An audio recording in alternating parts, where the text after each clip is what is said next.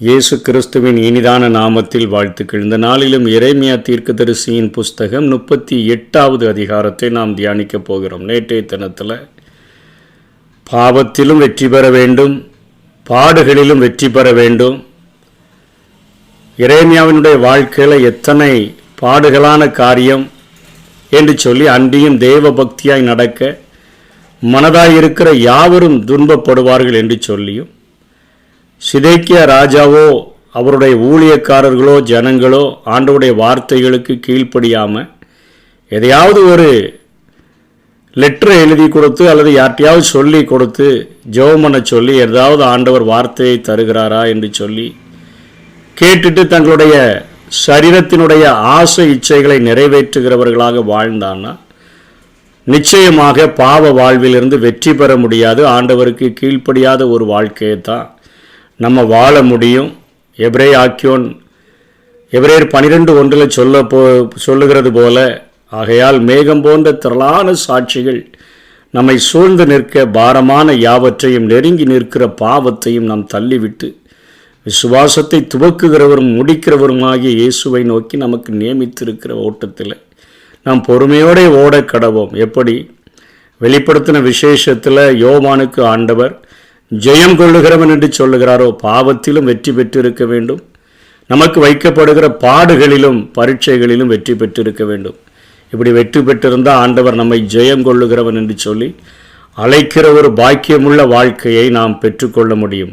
இந்த அதிகாரத்தில் பயத்தை குறித்து, இங்கே பயம் எப்படி ஒரு மனிதனை பாதிக்கிறது என்பதை இந்த அதிகாரத்தில் எரேமியா வெளிப்படுத்தி இருக்கிறதை பார்க்கிறோம்.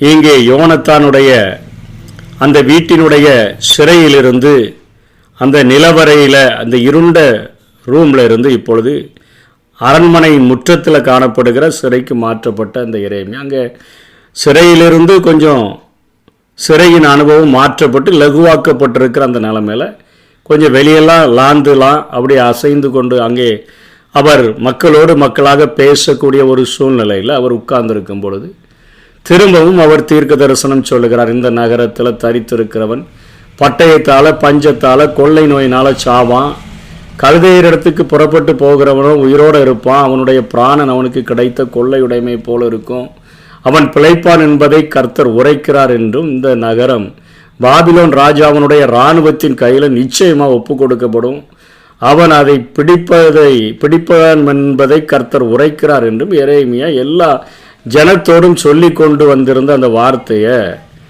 அங்கே செப்பத்தியாவும், அங்கே கெதலியாவும், அங்கே யூகாலும், அங்கே பஸ்கூரும் கேட்டாங்க. அவங்க கேட்டபோது அவங்க அப்பொழுது பிரபுக்கள் ராஜாவை நோக்கி சொல்கிறாங்க, இந்த மனுஷன் கொல்லப்பட உத்தரவாக வேண்டும், இவனை கொண்டு வந்து நீங்கள் யோனத்தானுடைய அந்த வீட்டில் உள்ள சிறையிலிருந்து கொண்டு வந்து கொஞ்சம் லகுவான தண்டனையாக இருக்கக்கூடிய இந்த அரண்மனை சிறையில் கொண்டு வச்சிட்டிங்களே, இவன் திரும்பவும் இப்படிப்பட்ட வார்த்தைகளை பேசுகிறான்.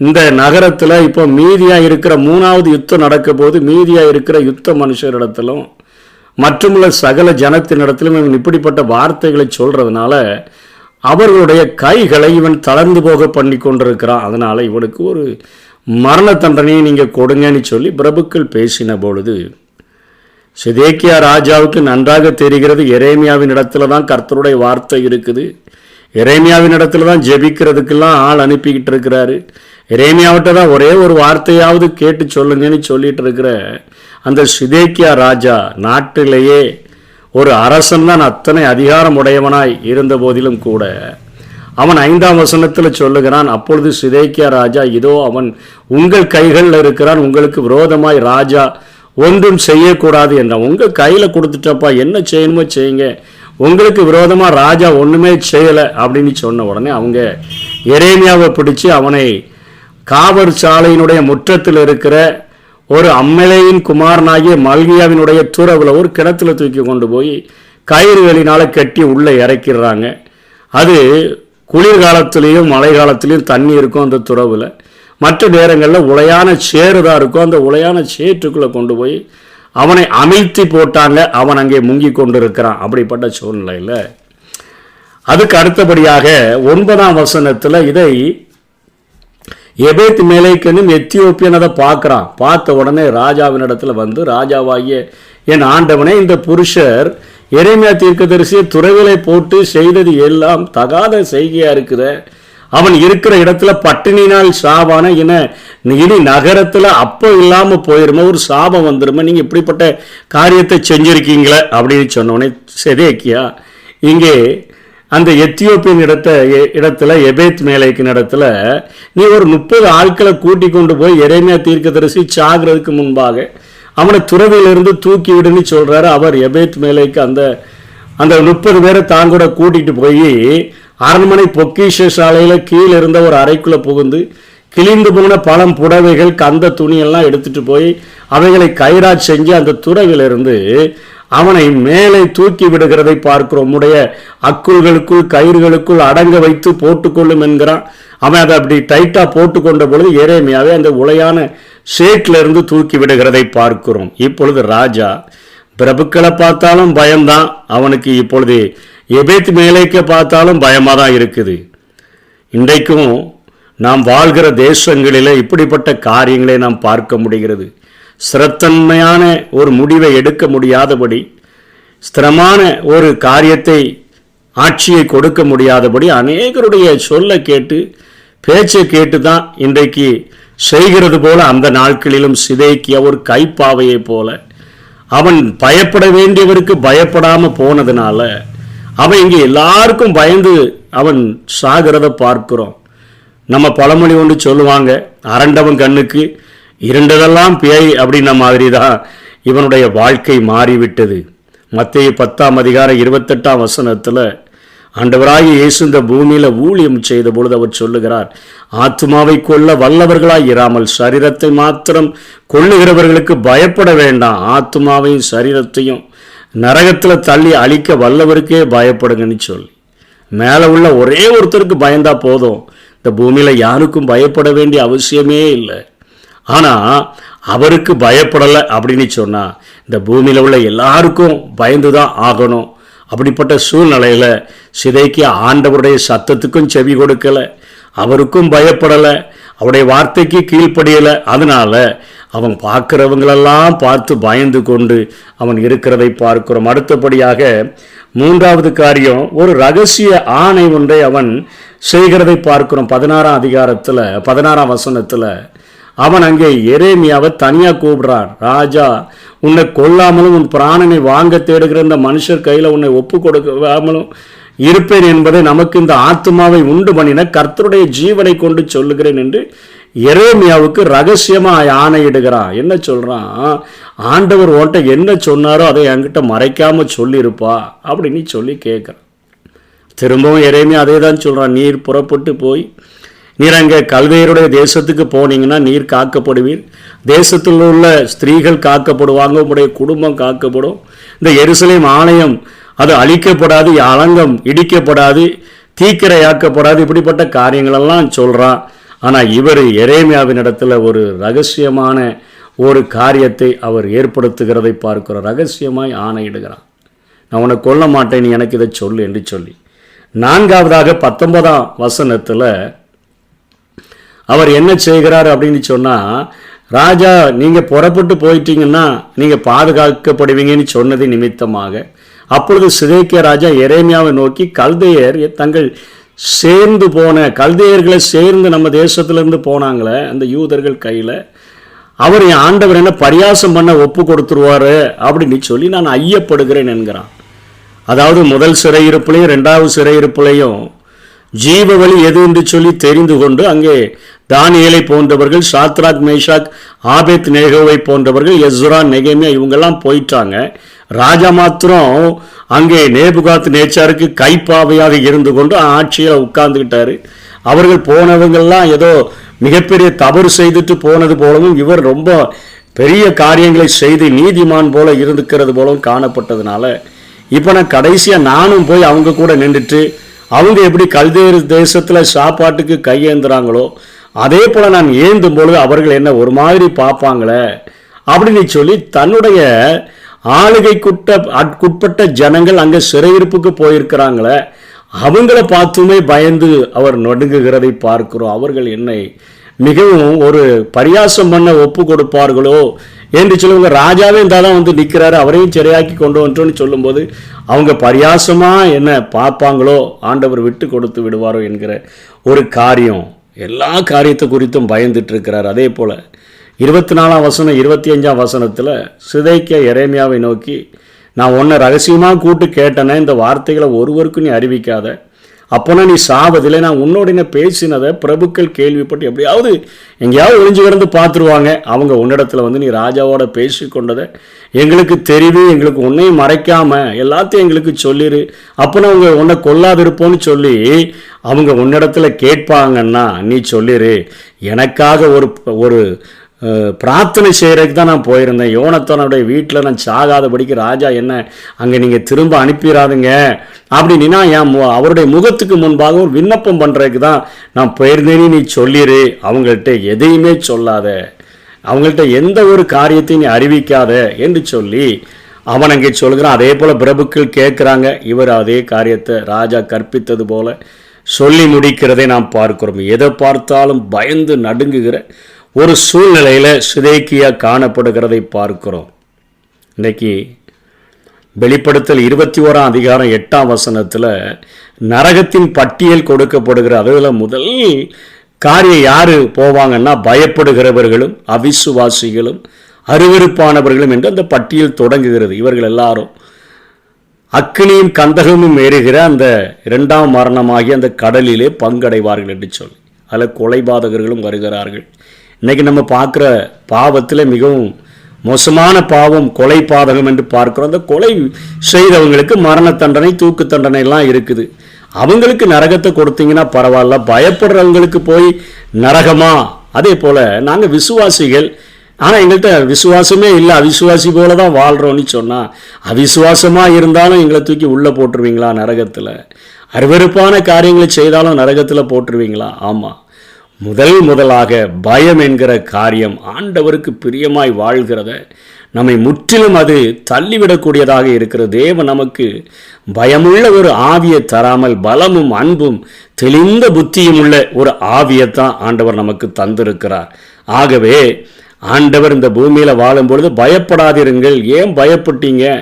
ஏன் உங்களுக்கு விசுவாசம் இல்லாமல் போயிட்டு ஏன் அவிசுவாசியாக இருக்கிறீங்க? இப்படிப்பட்ட காரியங்களைத்தான் இயேசு கிறிஸ்து பேசினதை பார்க்கிறோம். இதை கொஞ்சம் ஆழமாக இன்னும் புரிந்து கொள்ளணும்னு சொன்னால், அங்கே 1 சாமுவேல் 17ஆம் அதிகாரத்தில் சவுல் அங்கே எல்லா இஸ்ரவேல் ஜனங்களை பார்க்கிலும் உயரமானவனாக, எல்லா ஜனங்களும் அவனுடைய தோளுக்கு கீழாக இருக்கிற அளவிற்கு ஒரு தகப்பன் கீஸ் அத்தனை பராக்கிரமசாலியாக இருந்தவனை ஆண்டவர் இஸ்ரவேல் தேசத்துக்கு ராஜாவாக ஏற்படுத்தி இருக்கிறார். அவன் என்னைக்கு மேலே உள்ள ஆண்டவருக்கு பயப்படாமல் போனானோ அன்னையிலிருந்து கீழே உள்ள எல்லாருக்குமே அவன் பயப்படுகிறவனாக மாறிவிட்டான்.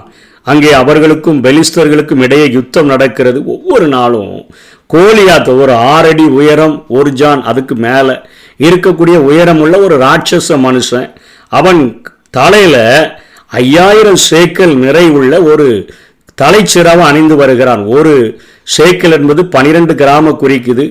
60 கிலோ எடை உள்ள ஒரு ஹெல்மெட்டை தலையில் மாட்டிக்கொண்டு அவனுடைய அந்த காரியங்களை எல்லாம் போட்டுக்கொண்டு அவன் வருகிறான். கிட்டத்தட்ட ஒரு 100 கிலோ பக்கம் அவன் தூக்கி கொண்டு அவ்வளவு அசால்ட்டாக வந்து நின்று கொண்டு சவால் விடுகிறான். நான் என் தேசத்துக்கு சார்பில் வந்திருக்கிறேன், உங்கள் தேசத்திலிருந்து யாராவது ஒருவன் என்னை மேற்கொண்டால், யுத்தம் பண்ணி மேற்கொண்டால், நாங்கள் உங்களுக்கு அடிமையாக இருந்து உங்களுக்கு ஊழியம் செய்கிறோம், ஆனால் நான் உங்களை மேற்கொண்டேன்னு சொன்னால் நீங்கள் எங்களுக்கு அடிமைகளாக இருந்து ஊழியம் செய்யணுங்கிற காரியத்தை தினமும் சொல்லி இவர்களை நிந்திக்கிற நேரத்தில் 11ஆம் வசனம் சொல்லுகிறது. 17ஆம் அதிகாரத்தில் சவுலும் இஸ்ரவேல் அனைவரும் அந்த யோனத்தானினுடைய வார்த்தைகளை கேட்டு கலங்கி மிகவும் பயப்பட்டார்கள் என்று சொல்லப்படுது.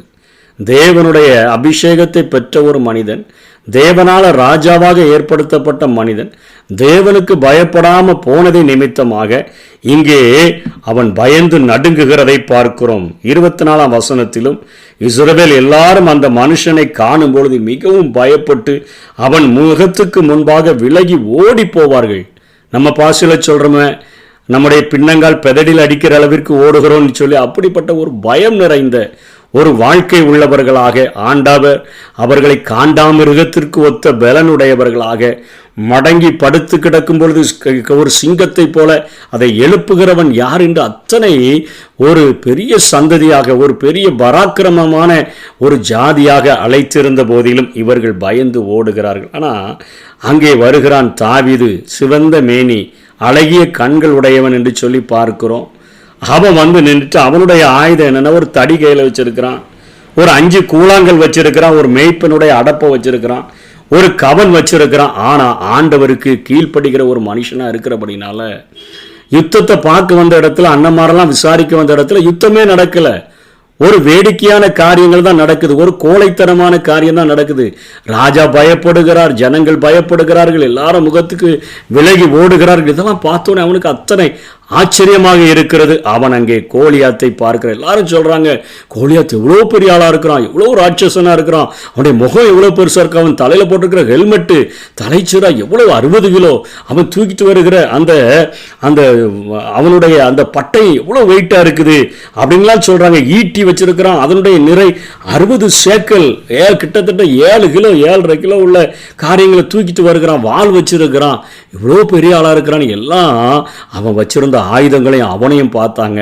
ஆனால் தாவீது ஆண்டவருக்கு கீழ்ப்படுகிறவனா இருந்தபடினால அந்த ஒரு கேப்பை பார்க்குறான். ஒரு நெற்றி இருக்குது, அந்த நெற்றி மிகவும் பெருசாக இருக்குது.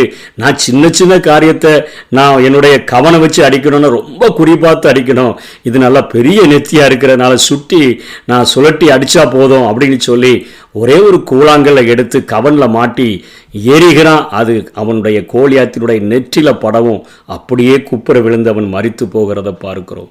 தேவனுக்கு கீழ்ப்படுகிற மனிதன், தேவனுக்கு பயப்படுகிற மனிதன், தேவனுடைய நாமத்தில் வருகிற மனிதன், அங்கே அவனுடைய பார்வை வேறு, மற்றவர்களுடைய பார்வை வேறு.